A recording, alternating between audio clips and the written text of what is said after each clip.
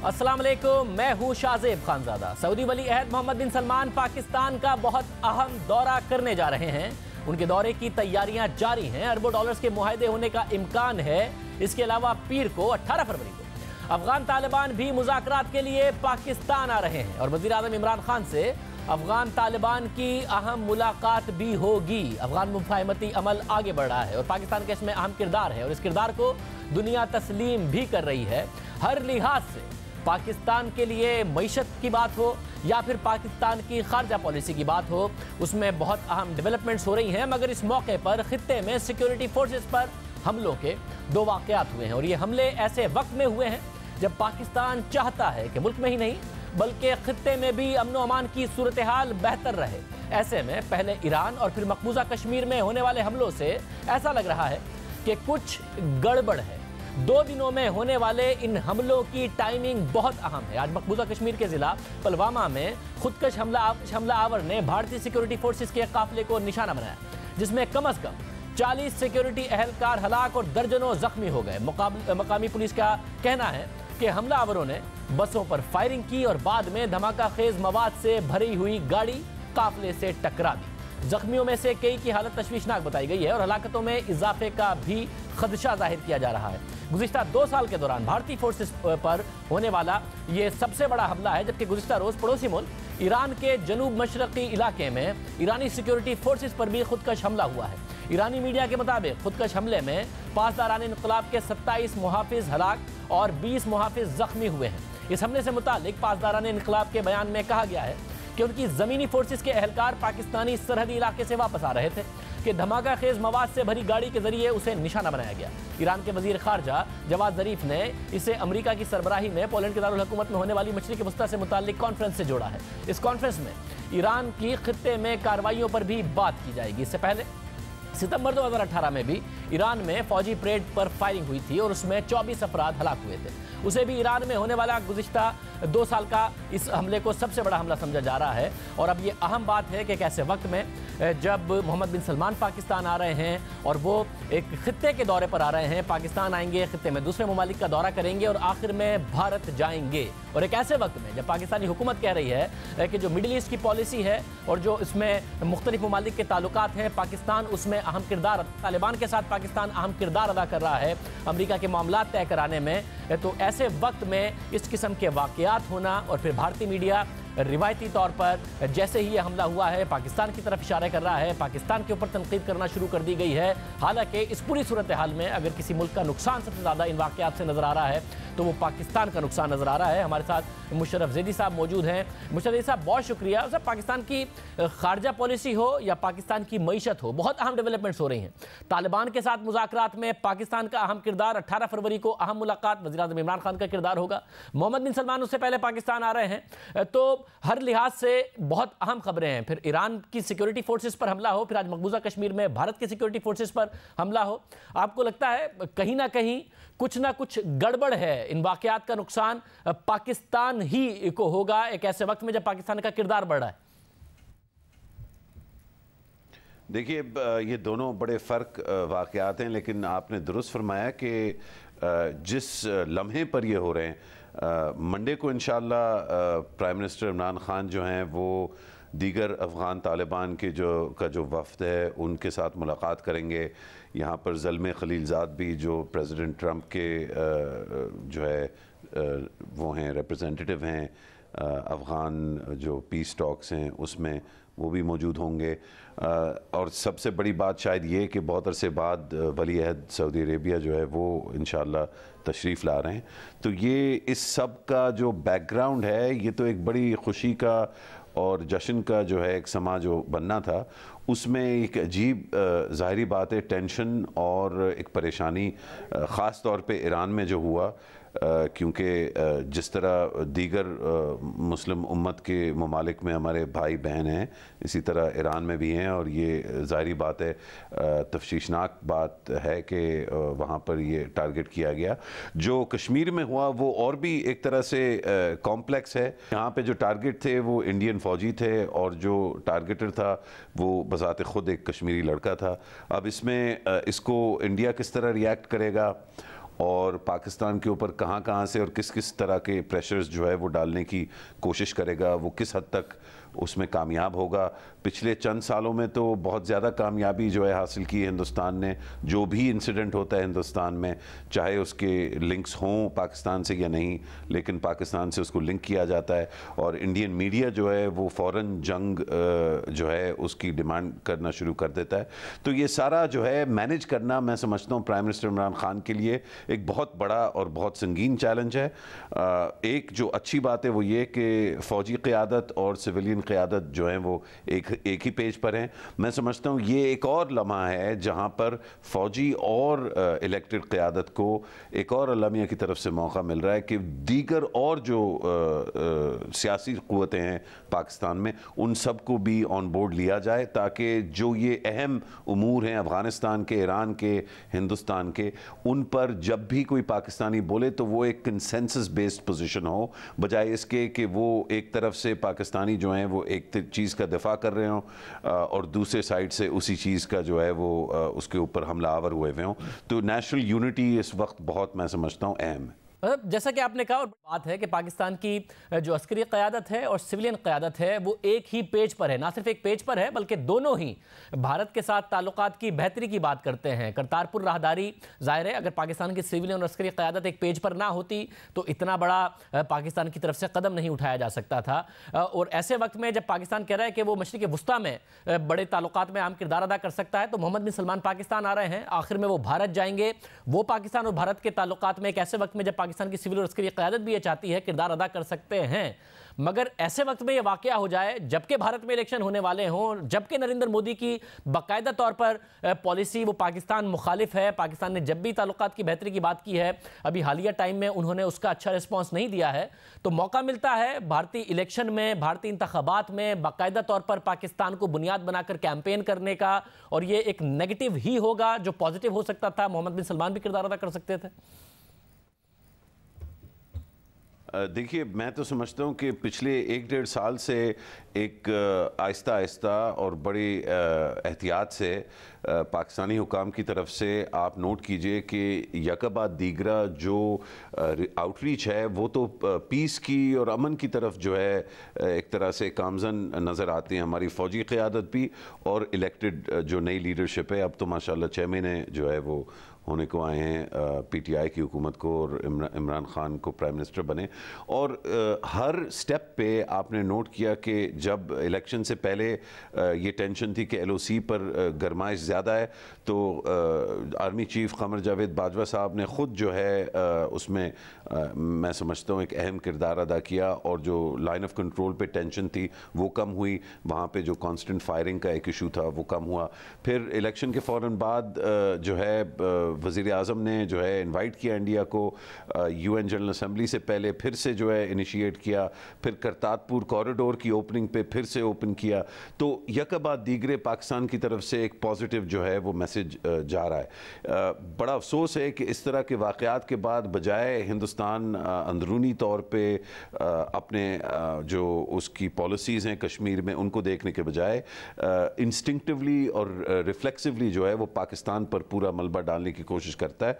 और आपने बिल्कुल दुरुस्त फरमाया कि अब मोहम्मद बिन सलमान जो सऊदी अरब के वली अहद हैं, वो जब यहाँ आएंगे और ख़ास तौर पे जब हिंदुस्तान जाएंगे, तो एक जो समा था, जैसे मैंने पहले कहा, एक जश्न का, एक पॉजिटिविटी का, अब वो उनके ऊपर प्रेशर होगा और वो स्ट्रेस में होंगे, क्योंकि हिंदुस्तान, मैं समझता हूँ, बहुत प्रेशर डालेगा उन पे कि वो कोई सख्त बात करें पाकिस्तान के बारे में। और पाकिस्तान के लिए ये बहुत मुश्किल होगा इसको हज़म करना कि MBS जो हैं वो पाकिस्तान के बारे में कोई भी तनकीदी जो है वो बयान दें। तो ये बड़ा एक कॉम्प्लेक्स बैलेंस जो है वो उनको ख़ुद भी करना पड़ेगा। और जैसे मैंने पहले कहा, असल में तो अल्टीमेट ज़िम्मेदारी पाकिस्तान में अमन को बरकरार रखने की और दीगर ममालिक इंक्लूडिंग हिंदुस्तान उनसे दोस्ती करने की और उनसे अच्छे ताल्लुकात रखने की, वो तो हमारे अपने लीडरों पे और ख़ास तौर पे हमारे वज़ीर आज़म पे पड़ती है। बहुत शुक्रिया मुशर्रफ अजीज़ साहब। एक ऐसे वक्त में जब हर तरीक़े से पाकिस्तान के हवाले से एक पाकिस्तान का किरदार बढ़ने की बात हो रही थी, ये दो ख़बरें जो हैं वो बिल्कुल एक अच्छी खबर नहीं हैं जो खत्ते में दो वाक़यात हुए हैं। प्रोग्राम में आगे बढ़ते हैं। करप्शन में मुलविस अफराद के ख़िलाफ़ नैब तहकीकात का ऐलान करता है। मुल्ज़िमान के ख़िलाफ़ शवाहिद के दावे किए जाते हैं। जिससे लगता है कि मुल्जिमान को अंजाम तक पहुंचाने के लिए नैब को अदालत में किसी किस्म की परेशानी का सामना नहीं करना पड़ेगा। दावे ऐसे होते हैं, प्रेस रिलीज ऐसी होती है कि जिससे वाज़े तौर पर लगता है कि नैब के पास सारे सबूत मौजूद हैं, लेकिन जब मामलात अदालतों में पहुंचते हैं तो नैब अपना केस साबित नहीं कर पाता, अपने दलाइल और सबूतों से अदालत को मुतमईन नहीं कर पाता, जिससे मुल्जिमान को जमानत पर रिहाई मिल जाती है और नैब को मुसलसल पसपाई का सामना करना पड़ रहा है। आज आशियाना हाउसिंग केस में भी ऐसा ही हुआ। ऑपोजिशन लीडर शहबाज शरीफ और साबिक वजीर आजम नवाज शरीफ के प्रिंसिपल सेक्रेटरी फवाद हसन फवाद को जमानत पर रिहाई मिल गई और नैब दोनों मुल्जिमान की जमानत पर रिहाई रुकवाने में नाकाम रहा। और फवाद हसन फवाद का अगर एक और मामले में जो कि एसिड बियॉन्ड मीन्स का केस था, अगर वहां जमानत ना रुकती तो आज वो भी रिहा हो जाते। ऑपोजिशन लीडर शहबाज शरीफ को गुज़िश्ता साल 5 अक्टूबर को गिरफ्तार किया गया और नैब ने उन पर आशियाना हाउसिंग स्कीम में इख्तियारात के नाजायज इस्तेमाल और बाद में रमजान शुगर मिल्स को फायदा पहुंचाने के लिए नाले की तामीर की वजह से कौमी खजाने को नुकसान पहुंचाने के इल्जाम आयद किए थे। आपको याद होगा कि डीजी नैब लाहौर मुख्तलिफ टॉक शोज में गए, हमारे शो में भी आए और रमजान शुगर मिल के हवाले से बहुत बड़ा दावा कर रहे थे कि ये तो एक ऐसा हमने केस निकाला है जिसमें भी शहबाज शरीफ पर बराह रास्त जिम्मेदारी आयद होती है। लेकिन नैब के वकील इन दोनों केसेस में अपने दलाइल से शहबाज शरीफ की जमानत पर रिहाई नहीं रुकवा सके और वो अदालत को मुतमईन नहीं कर सके। लाहौर हाई कोर्ट ने शहबाज शरीफ की दोनों केसेस में दरख्वास्त जमानत मंजूर करते हुए उन्हें रिहा करने का हुक्म दे दिया है। शहबाज शरीफ के साथ आशियाना हाउसिंग केस में 8 माह से गिरफ्तार फवाद हसन फवाद को भी इस केस में जमानत पर रिहा करने का हुक्म दिया। अहम बात यह है कि गुज़िश्ता 15 दिनों के दौरान लाहौर हाई कोर्ट से नैब केसेस में गिरफ्तार नून लीग के रहनुमाओं की जमानत पर रिहाई का ये दूसरा बड़ा फैसला है। इससे पहले जस्टिस मलिक शहजाद अहमद पर मुश्तमिल लाहौर हाई कोर्ट का यही बेंच 30 जनवरी को साफ पानी केस में गिरफ्तार नून लीग के रहनुमा राजा कमरुल इस्लाम और साबिक CEO वसीम अजमल को जमानत पर रिहा कर चुकी है और अपने फैसले में नैब के इकदाम पर सवाल उठाते हुए कह चुकी है कि साफ पानी केस में राजा कमरुल इस्लाम और वसीम अजमल के खिलाफ कोई किकबैक्स, कमीशन या गैर कानूनी फायदा लेने का इल्जाम नहीं है और यह भी कहा कि नैब ने जिस तरीके से कार्रवाई की उसकी नीयत पर सवालात उठते हैं। और आज लाहौर हाई कोर्ट के इसी बेंच ने आशियाना हाउसिंग केस और रमजान शुगर मिल केस में शहबाज शरीफ की जमानत मंजूर करते हुए उन्हें रिहा करने का हुक्म दिया है। तहम फवाद हसन फवाद की जमानत सिर्फ आशियाना हाउसिंग केस में मंजूर की गई है और आमदनी से जायद असासों के केस में उनकी जमानत की जो दरख्वास्त थी वो मुस्तरद कर दी गई है। शहबाज शरीफ की रिहाई के फैसले पर वफाकी वजीर इत्तलात फवाद चौधरी ने भी तनकीद की और तनकीद करते हुए कहा है कि इस फैसले से मनफी तासुर जाएगा और नैब को इस फैसले को चैलेंज करना चाहिए।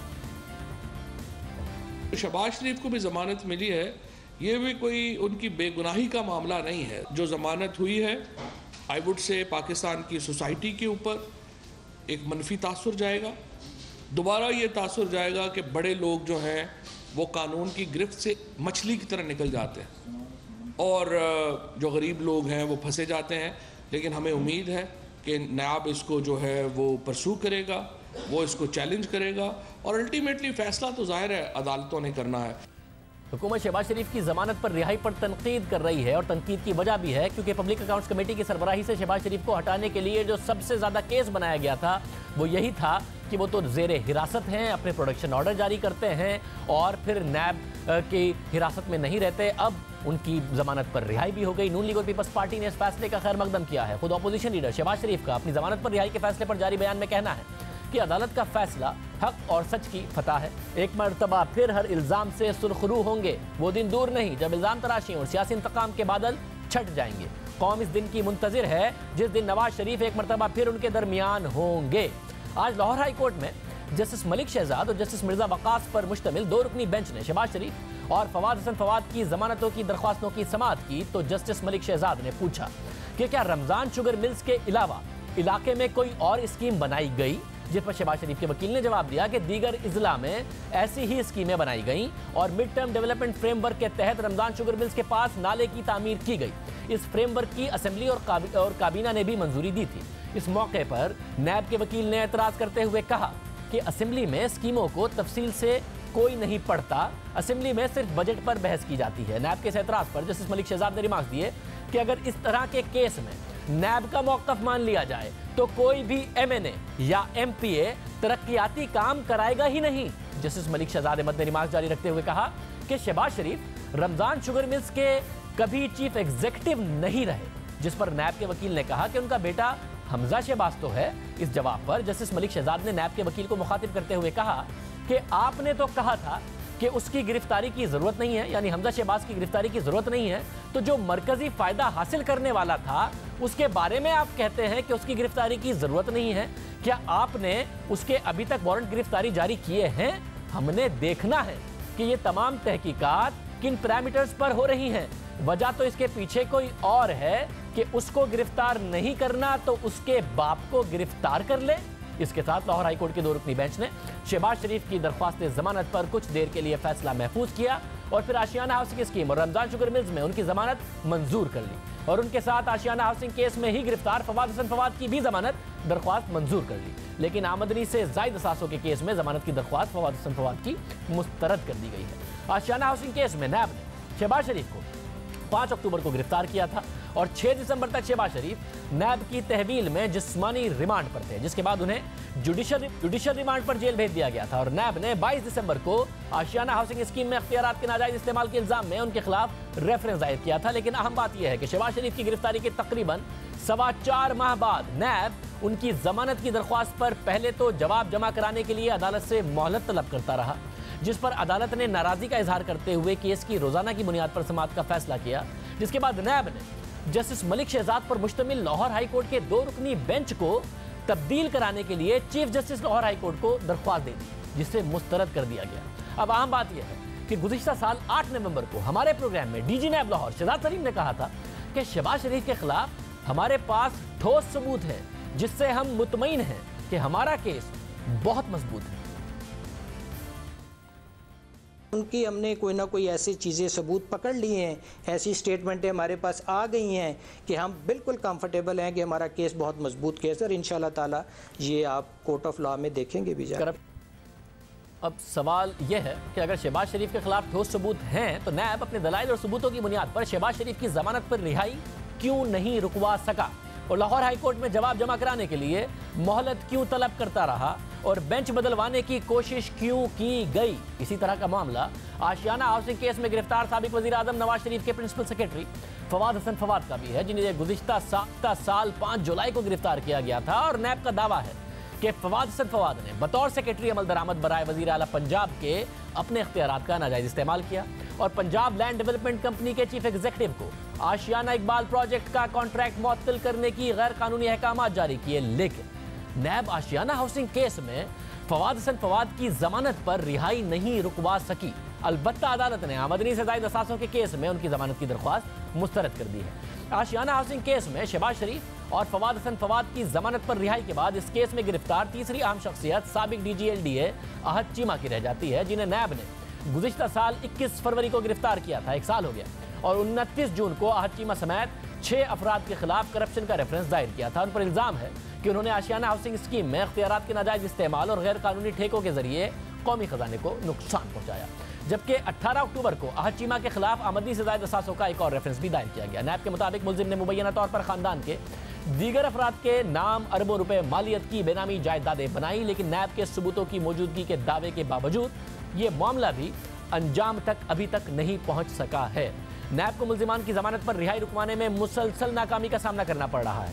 अदालत की तरफ से जो जमानत के फैसले होते हैं उसमें नैब की कारकर्दगी, नैब की नीयत पर मुसलसल सवालात उठाए जा रहे हैं। यहाँ तक कि साबिक वज़ीर आज़म नवाज शरीफ के खिलाफ पनामा केस के नतीजे में बनने वाले तीनों रेफरेंसेस जिसका फैसला आ चुका है और एवनफील्ड और अल अज़ीज़िया रेफरेंस में नवाज शरीफ को सजा हो चुकी है, लेकिन एवनफील्ड रेफरेंस में भी नवाज शरीफ ने इस्लामाबाद हाई कोर्ट से जमानत हासिल कर ली है और नैब की तरफ से नवाज शरीफ की जमानत पर रिहाई के हाई कोर्ट के फैसले के खिलाफ दरख्वास्त सुप्रीम कोर्ट भी मुस्तरद कर चुकी है। जबकि अल अज़ीज़िया रेफरेंस में नवाज शरीफ की तरफ से सजा मुअत्तली और जमानत पर रिहाई की दरख्वास्तों की समाअत 18 फरवरी को इस्लामाबाद हाई कोर्ट एक साथ सुनने जा रही है। अब अहम बात यह है कि नैब की कार्रवाइयां ऑपोजिशन अराकीन तक महदूद नहीं हैं, बल्कि 6 फरवरी को नैब ने पंजाब के सीनियर वजीर अलीम खान को भी गिरफ्तार कर लिया और इस खदशे के साथ गिरफ्तार किया और इस खदशे को अपनी प्रेस रिलीज में मेंशन भी किया कि मुल्जिम दबाव के जरिए तरगीब देकर और डरा धमकाकर रिकॉर्ड में रद्दोबदल कर सकता है।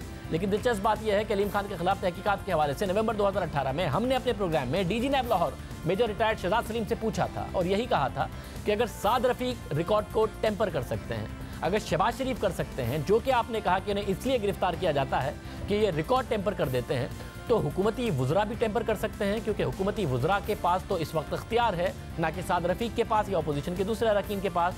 तो हमारे सवाल पर डीजी नैब लाहौर ने कहा कि अलीम खान की बैरून मुल्क जायदादें हैं, वहाँ से MLA हमने मंगवाए हैं, ऐसा कोई रिकॉर्ड नहीं है जो अलीम खान रद्दोबदल जिसमें कर सकते हैं, क्योंकि हमारे पास सारा रिकॉर्ड मौजूद है।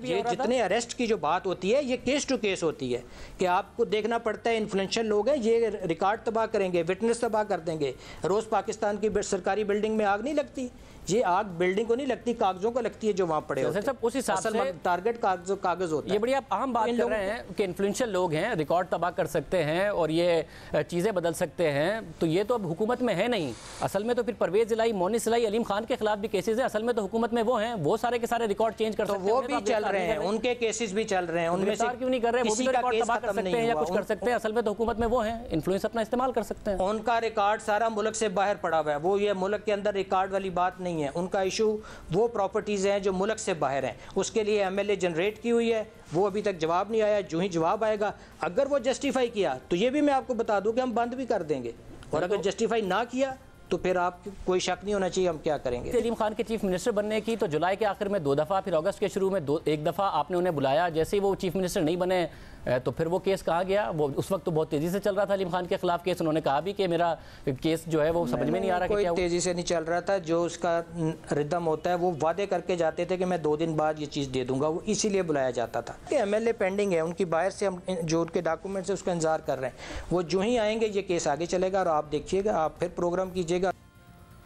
अब अगर मुल्जिम के खिलाफ रिकॉर्ड बैरून मुल्क मौजूद था तो मुल्जिम इसमें रद्दोबदल कैसे कर सकता था? जो MLAs के जवाब का इंतजार था, अगर वो जवाब आया नहीं तो अलीम खान को गिरफ्तार क्यों किया? यह सवाल अपनी जगह बरकरार है और सवालात उठ रहे हैं कि नैब गिरफ्तार तो कर लेता है, रेफरेंस भी दायर कर देता है, मगर बाद में अदालतों में इल्ज़ाम साबित करने में वो तेज़ी नहीं दिखा पाता, न जमानत की दरख्वास्तों पर जवाब जमा करा पाता है, जिससे मुल्जिमान को बिलाखिर जमानत मिल जाती है। एक तरफ ये सूरत हाल है, दूसरी तरफ नैब ने आज मजीद केसेस खोल दिए हैं। आज जारी होने वाले नैब एलामिये के मुताबिक हिना रब्बानी खर और गुलाम रब्बानी खर के खिलाफ 2 इंक्वायरियां शुरू करने का फैसला किया गया है। इसके अलावा नून लीग के सिद्दीकुल फारूक के खिलाफ भी इंक्वायरी होगी और नैब एलामिये के मुताबिक काफ लीग के सदर चौधरी शुजात हुसैन और स्पीकर पंजाब असेंबली चौधरी परवेज इलाही के खिलाफ 3 तहकीकात शुरू करने का फैसला किया गया है। मजीद केसेस खोले जा रहे हैं। हालांकि पहले से मौजूद केसेस में कोई बड़ी पेशरफ नहीं हो पा रही। आज वफाकी वजीर फवाद चौधरी ने भी अपनी न्यूज़ कॉन्फ्रेंस में यही सवाल किए और कहा कि चेयरमैन नैब को इन मामलों पर गौर करना चाहिए।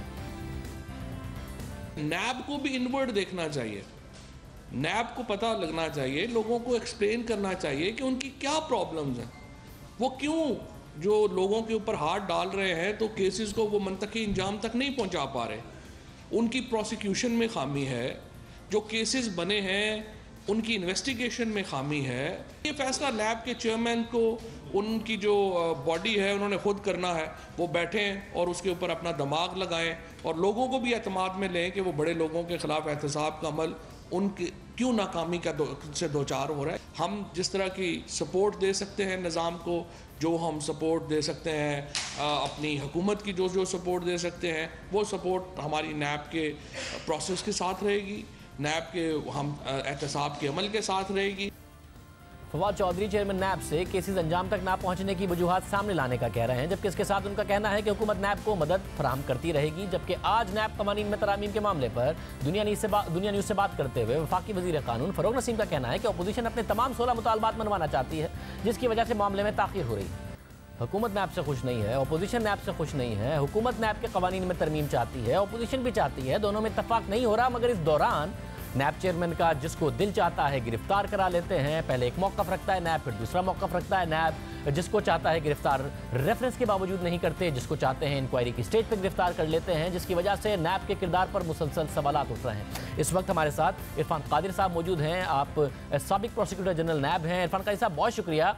इरफान कादिर साहब, बहुत सारे मामलात हैं जो मुसलसल जमा होते जा रहे हैं। नैब को आला अदालतों में सुबकी का सामना करना पड़ रहा है। पहले साफ पानी केस में ये हुआ, फिर नवाज शरीफ के केस में नैब को बड़े सख्त सवालात का सामना करना पड़ा इस्लामाबाद हाई कोर्ट में कि आप आमदनी से ज़ायद असासों की तो बात कर रहे हैं, मगर ना आप ये बता रहे हैं कि आमदनी क्या है, ना ये बता रहे हैं कि असासे की मालियत क्या है। तो कैसे जो असासा है वो आमदनी से ज़्यादा है, आप यही नहीं इस्टेब्लिश कर रहे। फिर शहबाज शरीफ के हवाले से इतने बड़े बड़े दावे किए। आज दोनों केसेस में, चाहे आशियाना का रेफरेंस हो या फिर रमजान शुगर मिल का मामला हो जिसमें इतने बड़े बड़े दावे किए थे, दोनों में उनकी जमानत नहीं रुकवा सका नैब और अदालत के ऑब्जर्वेशंस भी सख्त आए। तो कहीं भी नैब को कामयाबी नहीं हो रही है। फवाद हसन फवाद का भी मामला, क्या वजह है? आप समझते हैं कि नैब की तैयारी पूरी नहीं होती या फिर नैब उस तरीके से प्रोफेशनली काम नहीं कर रहा है चेयरमैन नैब की सरबराही में, जिसकी वजह से मुसलसल एहतसाब के अमल पर नैब पर सवालात उठ रहे हैं और अदालत के सख्त ऑब्जर्वेशन आ रहे हैं और आज भी जमानतें हो गई? यहाँ पे एक आपने जिक्र किया मियाँ नवाज शरीफ साहब के केस का और आपने जिक्र किया मियाँ शहबाज शरीफ साहब के केस का, तो दोनों में एक बहुत गहरा डिफरेंस है। और वो फ़र्क ये है कि नवाज शरीफ साहब का जो केस था वो नैब ने ख़ुद नहीं बनाया था, बल्कि वो JIT ने बनाया था और उसकी सुपरविज़न जो है वो सुप्रीम कोर्ट ऑफ पाकिस्तान ने की थी। और सुप्रीम कोर्ट ही ने ऑर्डर सादर फरमाए थे जिसमें उन्होंने कहा था कि 3 रेफरेंसेस फ़ाइल किए जाएं। लिहाजा उसमें आप नैब को उस तरह से मुर्द इल्ज़ाम नहीं ठहरा सकते जिस तरह से इस केस में, जहाँ पे कि नैब ने ख़ुद तफ्तीश की और नैब ने इस पे अपना एक मौक़िफ़ दिया कि हम रेफरेंस जल्द अज जल्द फ़ाइल कर देंगे, लेकिन बावजूद कि वो तकरीबन इतनी देर से पाबंद सलासल हैं लेकिन अभी तक रेफरेंस नैब फ़ाइल करने में नाकाम रहा।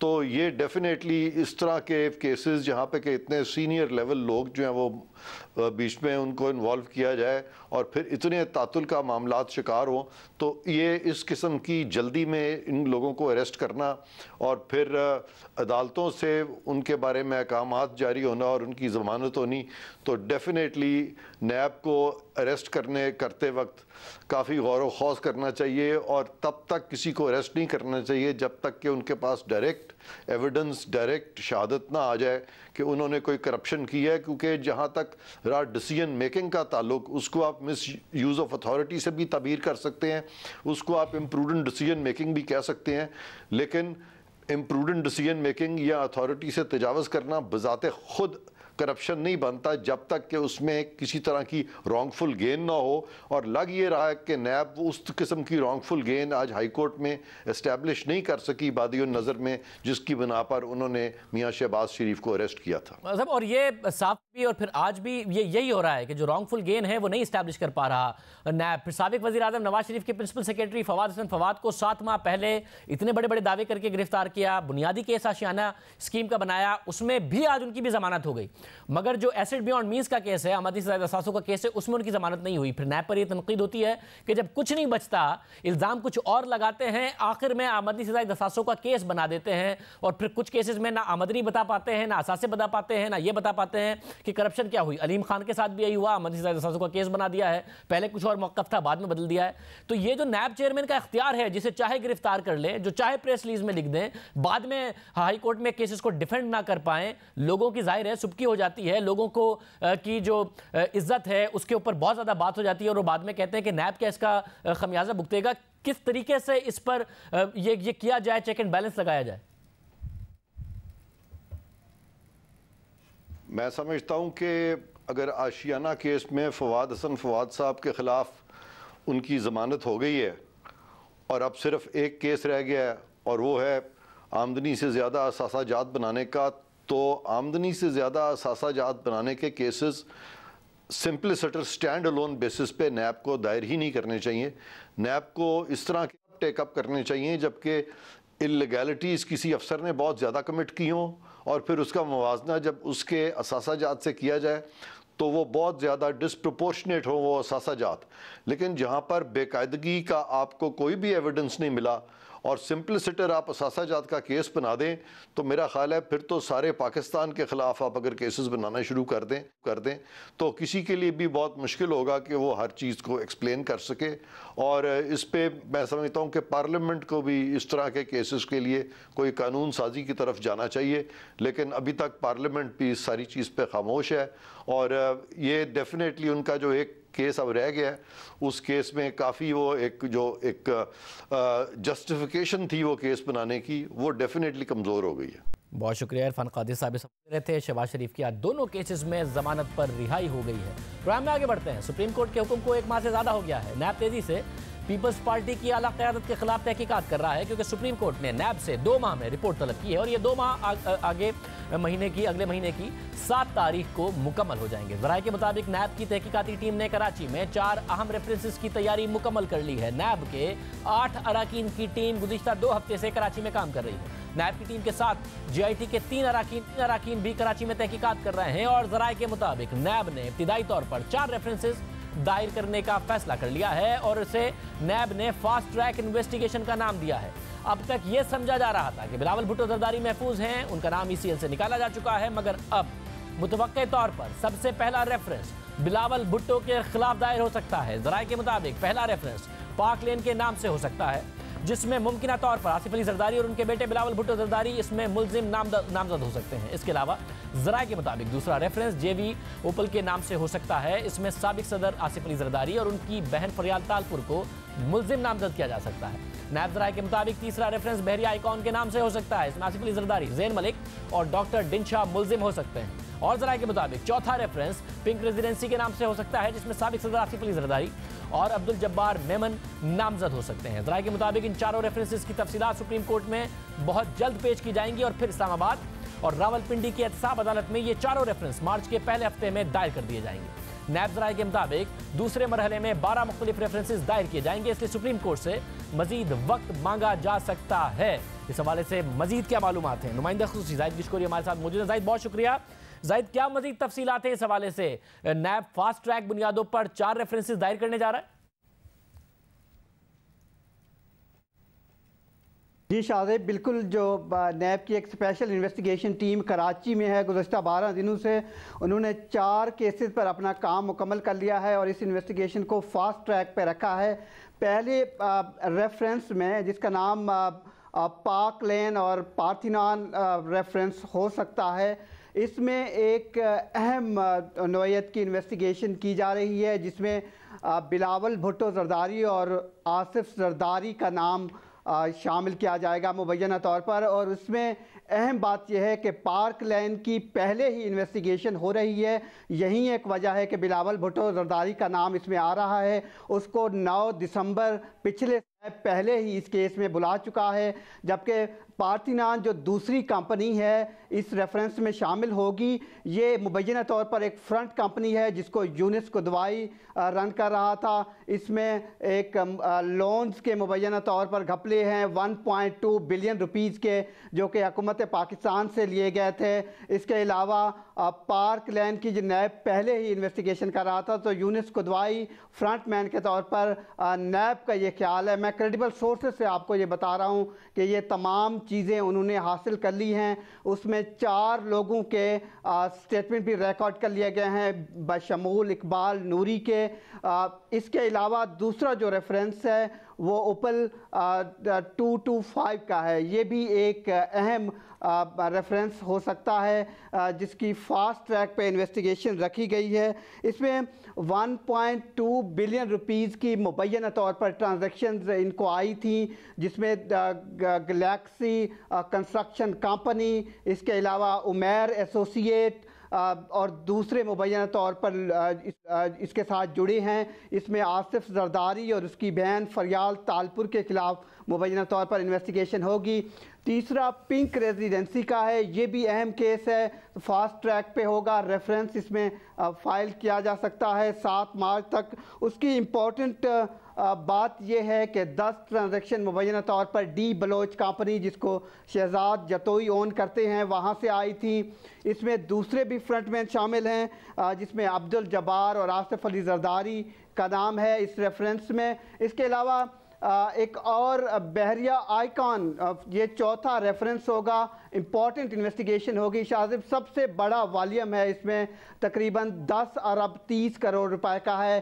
3 उमैर एसोसिएट, इसके अलावा गैलेक्सी कंस्ट्रक्शन कंपनी, इसमें ज़ैन मलिक, आसिफ अली जरदारी, डॉक्टर डिनशा का नाम है रेफरेंस के तौर पर। इसके अलावा और सलीम अख्तर का भी नाम है। मुख्तलिफ स्टेटमेंट रिकॉर्ड किए गए हैं। वॉल्यूम 25 जो है वहाँ से डिटेल हासिल की गई हैं। ये तमाम तर 4 रेफरेंसेस जो हैं वो 7 मार्च तक मुकम्मल तौर पर इसकी इन्वेस्टिगेशन हो जाएगी। और मैं ये जो चारों रेफरेंसेस हैं इनके नाम और तमाम चीज़ें बड़ी अथॉरिटी से आपको बता रहा हूँ कि ये मुकम्मल कर लिए गए हैं। 18 की टीम के शामिल हैं कराची में, और JIT के 3 लोग इसको कॉन्जेक्टिवली 4 दिन ब्रीफिंग दे चुके हैं। अब ये तमाम चीज़ें सुप्रीम कोर्ट ऑफ पाकिस्तान को बताई जाएंगी कि 7 मार्च तक ये 4 फास्ट ट्रैक पे रेफरेंसेस फाइल किए जाएंगे, जिसकी तहकीकात पहले ही जारी है। 16 रेफरेंसेस का कहा था अदालत ने, तो बाकी रेफरेंसेस के हवाले से फिर नैब क्या करेगा? शाज़ेब, दूसरा जो फेज़ होगा 7 मार्च के बाद सुप्रीम कोर्ट ऑफ पाकिस्तान से ये मुमकिन तौर पर हमारे ज़राए का ये बताना है कि नैब मज़ीद टाइम मांगेगा सुप्रीम कोर्ट ऑफ पाकिस्तान से। 12 रेफरेंसेस दूसरे फेज़ में होंगे, जिसमें मजीद फैमिली के 3 लोग शामिल हैं जिनके खिलाफ मुख्तलिफ रेफरेंसेस फाइल किए जाएंगे। आसिफ अली जरदारी भी हो सकते हैं, चीफ मिनिस्टर सिंध भी मुमकिन तौर पर उस इन्वेस्टिगेशन में आ सकते हैं। इसके अलावा जो बाकी 4 या 5 रेफरेंसेस हैं जिसकी इन्वेस्टिगेशन में एसेट बियॉन्ड नोन सोर्सेज का असलम मसूद के खिलाफ केस फाइल हो सकता है। तो ये 3 कैटेगरीज में फास्ट ट्रैक और फिर दूसरा फेज़ है, उसके बाद तीसरा फेज़ होगा जिसकी इन्वेस्टिगेशन जारी है। बहुत शुक्रिया। रात बता रहे थे कराची की बैंकिंग कोर्ट में जाली अकाउंट्स केस अब तक चल रहा है। आसिफ अली जरदारी और उनकी बहन फरियाल तालपुर समेत 11 मुल्जिमान आज अदालत में पेश हुए। इसके अलावा गिरफ्तार मुल्जिमान अब्दुल गनी मजीद, हुसैन लवाई और तलहा रजा को भी आज अदालत में पेश किया गया। दौरान समाअत अदालत ने FIA के प्रोसिक्यूटर से पूछा कि क्या पेशरफ्त है। प्रोसिक्यूटर ने बताया कि हाई कोर्ट मुल्जिमान की जमानत की दरख्वास्त पर समाअत 16 फरवरी को करेगी। नैब चेयरमैन ने केस मुंतकिल करने की दरख्वास्त पर दस्तखत कर दिए हैं और कल तक मुकदमा मुंतकिल करने की दरख्वास्त दायर कर दी जाएगी। अदालत ने निमाज दिए कि हाई कोर्ट ने जमानत की दरख्वास्त नहीं सुनी तो हम कैसे सुन सकते हैं। FIA प्रोसिक्यूटर ने अदालत को बताया कि मुल्जिमान की दरख्वास्त जमानत सुनने का कोई जवाब नहीं है। अदालत ने तफ्तीशी अफसर से पूछा कि केस में क्या पेशरफ्त हुई है, जिस पर अदालत को बताया गया कि काफ़ी पेशरफ्त हुई है और सुप्रीम कोर्ट की हिदायत पर केस का रिकॉर्ड नैब को मुंतकिल कर रहे हैं। जिस पर अदालत ने तफ्तीशी अफसर को मुखातिब करते हुए कहा कि आप जो भी कह रहे हैं वो लिख कर दें।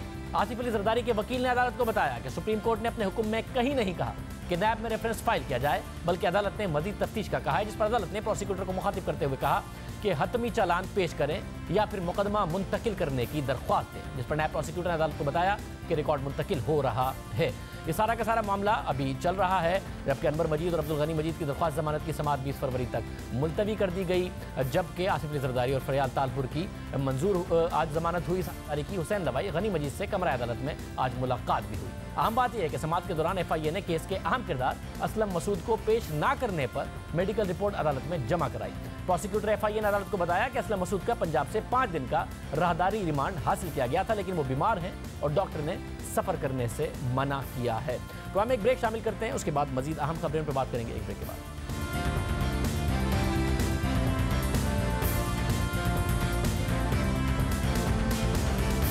एक केस जो 8 साल पहले सामने आया उसने मुल्क में हलचल मचा दी। ये कहा जाने लगा कि memogate scandal Peoples Party की उस वक्त की हुकूमत को लपेट में ले लेगा। फिर अपोजिशन ये मामला अदालत ले गई। रोज तज्जिए तबसरे होते रहे, फिर अदालत के हुक्म पर कमीशन बना। 2012 में कमीशन की रिपोर्ट भी आ गई और फिर मुकदमा भी दर्ज हो गया। मगर 8 साल बाद आज सुप्रीम कोर्ट ने यह केस निपटा दिया है। चीफ जस्टिस आसिफ सईद खोसा की सरबराही में 3 रुकनी बेंच ने मेमो केस की समाअत की। समाअत के दौरान चीफ जस्टिस ने रिमार्क दिए कि यह मामला 8 साल से सुप्रीम कोर्ट में जेरे इल्तवा है। एक कमीशन 2012 में उस पर अपनी रिपोर्ट दे चुका है, FIR भी दर्ज हो चुकी है। अदालत ने कहा कि असल मामला मेमो का है जो अमरीकी हुकूमत को लिखा गया। अब ना वो हुकूमत है ना हुसैन हक्कानी सफीर हैं। समाअत के दौरान एडिशनल अटॉर्नी जनरल ने कहा कि यह बहुत हसास मामला है। इस पर चीफ जस्टिस ने पूछा कि दरख्वास्त गुजार कहाँ है, अगर दरख्वास्त गुजार नहीं आए तो हम यहाँ क्यों बैठे हैं। चीफ जस्टिस ने रिमार्क दिए कि हुसैन हक्कानी पर कुछ इल्जामात हैं और उनकी वापसी ज़मीनी मामला है, उनकी गिरफ्तारी और ट्रायल रियासत का मामला है। रियासत चाहे तो हुसैन हक्कानी के खिलाफ कार्रवाई कर सकती है, लेकिन सुप्रीम कोर्ट का अब इस मामले से कोई ताल्लुक नहीं है। चीफ जस्टिस ने रिमार्क दिए कि क्या रियासत अब भी मेमो गेट का खौफ महसूस करती रही?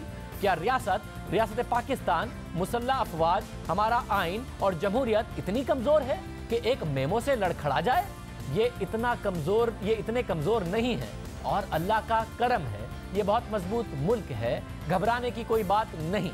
समाअत के दौरान चीफ जस्टिस ने रिमार्क दिए कि इस सारे मामले में सुप्रीम कोर्ट कैसे और कहां से आ गई। अगर कोई संगीन गद्दारी का मुर्तकिब हुआ है तो रियासत उसके खिलाफ कार्रवाई करे। चीफ जस्टिस पाकिस्तान ने मुख्तसर समाअत के बाद कहा कि अब अदालत का इस मामले से कोई लेना देना नहीं है। इसके बाद सुप्रीम कोर्ट ने केस निपटा दिया। मेमो केस 2011 में सामने आया, मगर गुज़िश्ता साल जनवरी में सुप्रीम कोर्ट ने अचानक इस केस को फिर से उठा दिया। ओवरसीज पाकिस्तानियों को वोट का हक देने के मामले की समाअत के दौरान मेमो केस के अहम मुल्जिम हुसैन हक्कानी का नाम सामने आ गया। समाअत के दौरान उस वक्त के चीफ जस्टिस मियां साकिब निसार ने सवाल किया था कि एक ऐसे पाकिस्तानी भी हैं जो अदालत से वादा करके वापस नहीं आए, वो किधर हैं? हुसैन हक्कानी कहाँ हैं? क्या उन्हें भी वोट डालने की सहूलत मिलेगी? क्यों ना हुसैन हक्कानी को नोटिस देकर बुला लें। चीफ जस्टिस पाकिस्तान ने रिमार्क्स में कहा था कि हुसैन हक्कानी वतन वापस आकर मेमो गेट का सामना करें। चीफ जस्टिस ने सुप्रीम कोर्ट के रजिस्ट्रार ऑफिस से मेमो गेट केस की फाइल भी तलब की थी और फिर अदालत ने मेमो गेट केस को दोबारा खोलने का फैसला करते हुए 3 रुकनी बेंच तश्कील दे दिया था। गुज़िश्ता साल मार्च में सुप्रीम कोर्ट में होने वाली इस केस की समाअत के दौरान उस वक्त के चीफ जस्टिस मियां साकिब निसार ने हुकूमत को हुसैन हक्कानी को 1 माह में वतन वापस लाने का हुक्म दिया और रिमार्क्स दिए कि अब हुसैन हक्कानी की वापसी में मजीद ताखीर बर्दाश्त नहीं करेंगे। इसके बाद इस केस की कुछ समातें भी हुई, मगर आज नए चीफ जस्टिस आसिफ सईद खोसा ने केस की पहली ही समाअत में उसे निपटा दिया। ये केस शुरू हुआ एक आर्टिकल से। अक्टूबर 2011 में बरतानवी अखबार फाइनेंशियल टाइम्स में पाकिस्तानी निजात अमरीकी ताजिर मंसूर एजाज ने एक आर्टिकल लिखा और उन्होंने दावा किया कि मई 2011 में पाकिस्तान में उसामा बिन लादेन की हलाकत के बाद 1 हफ्ते बाद हुसैन हक्कानी ने उन्हें उस वक्त के अमरीकी अफवाज के सरबराह जनरल माइक मुलन को एक खत भिजवाने का कहा था, जो उन्होंने माइक मुलन तक पहुंचा दिया और दावा किया कि इस मेमो में उस वक्त के सदर आसिफ अली जरदारी ने अपनी हुकूमत का तख्ता उलटने के किसी मुमकिन फौजी इकदाम के खिलाफ अमरीका से मदद तलब की। बाद में मंसूर एजाज ने हुसैन हक्कानी को इस मेमो का खालिक करार दिया और फिर जनरल माइक मुलन ने भी मेमो मिलने की तस्दीक कर दी। इसके बाद पाकिस्तानी सियासत में हंगामा मच गया। जरदारी हुकूमत तनकीद की जद में आ गई। आम बात यह है कि 30 अक्टूबर 2011 को तहरीक इंसाफ के चेयरमैन इमरान खान ने मीनार पाकिस्तान के जलसे में इस मेमो का जिक्र किया और उस वक्त जब हुसैन हक्कानी का नाम नहीं लिया जा रहा था, नाम ले दिया, जो इससे पहले कभी सामने नहीं आया था। अमरीकी एम्बेसडर बैठा हुआ है, कहता पाकिस्तानी है, उसका नाम है हुसैन हक्कानी।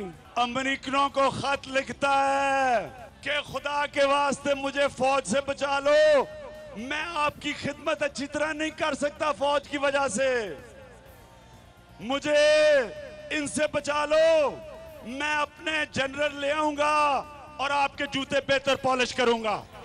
बाद में हुसैन हक्कानी और मंसूर एजाज में राब्तों की मजीद तफसीलात भी सामने आई। नवंबर 2011 में मेमो की तफसीलात अमरीकी जरीदे फॉरेन पॉलिसी में छप गई। हुसैन हक्कानी इस मेमो से इनकार करते रहे। हुकूमत ने भी इस हवाले से इज़हार लाताल्लुकी किया। नवंबर 2011 को हुकूमत ने हुसैन हक्कानी को अमरीका से पाकिस्तान तलब किया, फिर उनसे इस्तीफा लेकर तहकीकात का ऐलान किया। हुसैन हक्कानी के इस्तीफे के अगले ही दिन उस वक्त के अपोजिशन लीडर नवाज शरीफ काला सूट काली टाई पहनकर सुप्रीम कोर्ट चले गए। अदालत से दरख्वास्त की कि वो इस मामले की तहकीकात का हुक्म दे, जिस पर सुप्रीम कोर्ट ने 30 दिसंबर को 2011 में इस मामले की तहकीकात का हुक्म दिया। इस मौके पर मुल्जिम हुसैन हक्कानी की वकील आसमा जहांगीर ने कहा था कि याद रखें, एक दिन यह फैसला दरख्वास्त गुजारों को तकलीफ देगा। ये बात आपने उस दिन दोहरानी है कि एक दिन ये जजमेंट पिटिशनर्स को तकलीफ देगी और पिटिशनर्स ये याद रखें कि उस दिन एक औरत ने ये कहा था सुप्रीम कोर्ट में खड़े होके कि एक दिन इस जजमेंट को आप यहाँ खड़े होके कह रहे होंगे कि ये जजमेंट जो है ये रूल ऑफ लॉ के बराबर, रूल ऑफ लॉ के अकॉर्डिंग नहीं।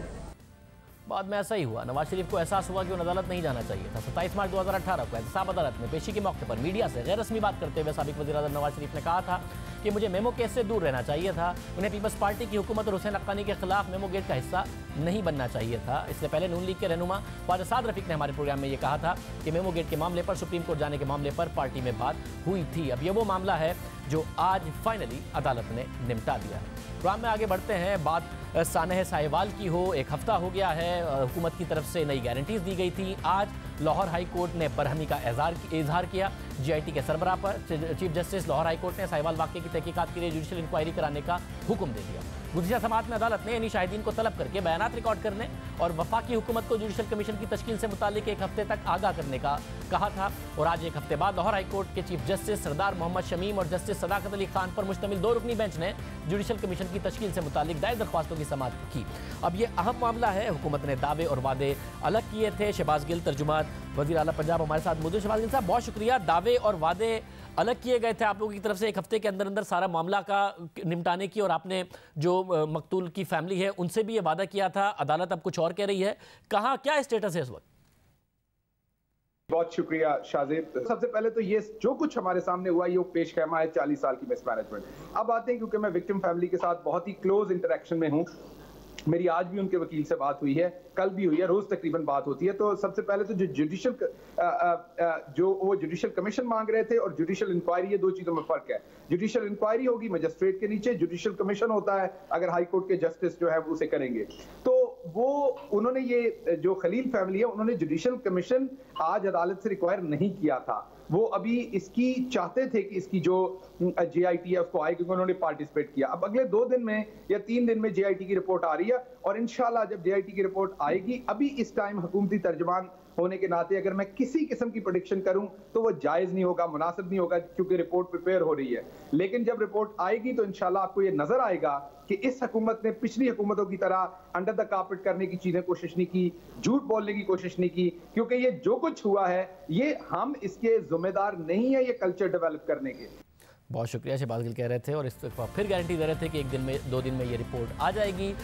जो ये वाकया है तहकीकात के लिए जुडिशल इंक्वायरी का आज हुक्म हुआ और सेशन जज साहिवाल को जुडिशल इंक्वायरी के लिए जुडिशल मजिस्ट्रेट मुकर्रर करने की हिदायत भी हो गई। आज के समाज में चीफ जस्टिस और हाई कोर्ट ने JIT के सरबराह एजाज शाह पर अदालती अहकामात पर अमल न करने पर नाराजगी का इजहार किया और पूछा कि अब तक क्या कार्रवाई की गई है। अदालत को बताया गया कि JIT ने मकतूल खलील के बुरसा के बयानात समेत दीगर के बयानात रिकॉर्ड किए हैं। चीफ जस्टिस सरदार शमीम खान ने JIT के सरबराह से पूछा कि वो केस डायरी दिखा दें जिसमें दर्ज है कि फला फला को तलब किया है और जो लिस्ट अदालत ने फराहम की थी उसके मुताबिक इन अफराद को तलब किया गया। चीफ जस्टिस ने JIT के सरबराह एजाज शाह पर बरहमी का इजहार करते हुए रिमार्क्स दिए कि अफसोस की बात है कि आप जिम्मेदार ऑफिसर हैं लेकिन अदालती हुक्म पर अमल नहीं किया। अब तर्जुमान कह रहे हैं कि बाकायदा तौर पर जो रिपोर्ट आएगी वो कानूनी तकाज़ों के मुताबिक होगी। देखते हैं कि 1-2 दिन में क्या रिपोर्ट आती है। आज के प्रोग्राम में इतने, आपसे कल के प्रोग्राम में मुलाकात होगी। अल्लाह हाफ़िज़।